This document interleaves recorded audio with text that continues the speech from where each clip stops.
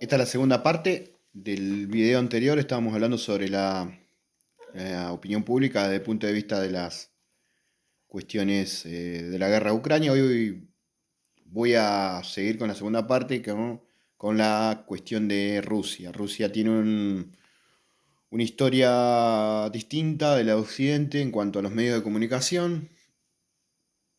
Podemos decir que hay que partir de la base de que a partir del siglo XIX en Rusia se produce un fenómeno a través de los zares, que es de una especie de aislamiento con respecto a lo que va ocurriendo en Occidente, al punto de que muy pocos son los medios de comunicación que existen en Rusia, a través de la caída de los zares y el advenimiento de la revolución de parte de Lenin, que propone una especie de propaganda la cual va a seguir subsistiendo hasta la década del 80. O sea, casi durante 75 años. ¿Sí? Este proceso de solidificación de lo que sería una propaganda a través del Estado, el Estado, digamos, eh, lo puede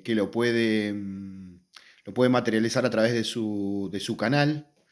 Se vio claramente cuando ocurrió en la época de Boris Yeltsin, en el 93, el golpe de Estado, que fue una de las cuestiones que marcó el inicio de lo que fueron los medios de comunicación, cuando se empezó a transmitir en vivo el golpe de Estado y el bombardeo que hubo, un bombardeo, hay que recordarlo, que fue se utilizaron tanques y cañones y francotiradores para apuntarle a lo que en ese momento fue la defensa el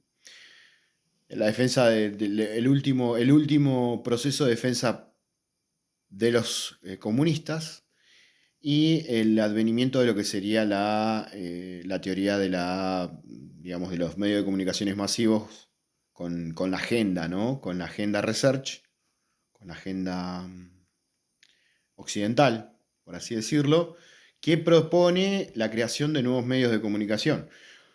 Por lo tanto, desde el 2023 hasta el 2003 más o menos, que es aproximadamente cuando el actual primer ministro, digamos presidente de Rusia, dispone la creación de RT, ¿sí? Que es como el medio más importante que tiene en este momento. Y a través de eso se produce lo que sería una especie de proceso de tecnificación y modernización a través de Internet y de espacios un poco más poco formales hasta ese momento y que ocupan un espacio importante, van creciendo a través de la Europa, llega a Estados Unidos, Inglaterra, incluso a América del Sur. Y con el crecimiento de este tipo de procesos comunicativos, digamos, el principio de lo que fue el primer año de la guerra, se vieron con el primer escollo, que fue la censura que ocurre de RT en Europa. Primero ese es un detalle muy importante. Y incluso en Sudamérica, ¿no? Hoy, por ejemplo, sabemos que Massa fue uno de los que propuso, el actual ministro de Economía de Argentina, sacar del aire, sacar de internet, digamos, sacar el canal que tenía en ese momento Rusia para poder comunicar lo que estaba ocurriendo en la guerra. ¿Sí? Todo esto en el marco de que Argentina había propuesto ser, hasta ese momento, ¿sí? Previo del mes de enero, había propuesto ser la puerta de entrada para Rusia en América Latina. Por tanto, sí seguimos observando que en el canal de la televisión pública argentina existe una cierta, podría decirse, ambivalencia, porque pasan información de los dos bandos. ¿Sí? Distinto en Europa, que por ejemplo el sesgo ideológico de los canales como por ejemplo, televisión de española o Deutsche Welle, tipo canal muy, o la BBC de Londres. Sabemos que tienen intereses, la BBC, sabemos que tiene que ver con la corona de Inglaterra. Sabemos que Inglaterra está también asumido en la guerra, es parte de un contendiente. España aportó armamento para Ucrania, Alemania aportó mucho armamento, uno de los principales constructores de tanques, ¿sí? Por tanto, el desarrollo en la cuestión, digamos, comunicacional tiene que ver más con el Estado, ¿sí? La relación medios de comunicación se ha forzado porque tienen empresas de por medio, empresas que son constructoras de armamento. Y ahí uno se ve que la opinión pública no existe, no hay una relación entre medios de comunicación y opinión pública, más que aquella que la información que se está dando sobre lo que ocurre en el frente ucraniano. Y por otro lado, el Estado, a través de sus primeros ministros, cuando se reúnen en las reuniones de la Unión Europea, los canales estos vienen a ser como los que reflejan esa posición de seguir y continuar con la guerra, por lo cual la gente no tiene capacidad para poder definir una agenda desde la parte pública hacia el gobierno.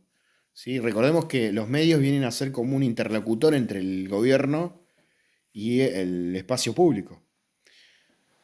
Pero bueno, eso no estaría ocurriendo, sino la guerra empezaría a tener críticas, como por ejemplo la que están ocurriendo en un principio en algunos sectores de la oposición en Estados Unidos. Y eso está llevando a que en ciertas cuestiones que tienen que ver con los medios de comunicación norteamericanos, como el New York Times, empiecen a criticar o empiecen a mostrarse alejados desde el otro continente y viendo cómo se fue, digamos, escalando en una guerra y los medios siguen teniendo el mismo discurso. Por lo cual, nosotros lo que estamos viendo es que Rusia, por una parte, ha llegado tarde, ¿sí? Recordemos que deben tener 30 años aproximadamente de medios masivos como los que nosotros estamos acostumbrados a tener, ¿sí? Más o menos de la década del 90. Pero por otro lado, tiene otro problema Rusia, que al haber llegado tarde a los medios de comunicación, también tienen un problema de comunicación porque no hay mucha independencia desde Rusia, sino hay un porcentaje del Estado que está incurriendo siempre digamos, en el apoyo de esos medios de comunicación, por lo cual nosotros tampoco tenemos la información de Rusia independiente, sino desde el Estado, ¿sí? Por lo cual se nos hace más difícil poder salir de esa polarización que existe entre la Unión Europea, entre Ucrania, las noticias de Rusia y el Estado, ¿sí?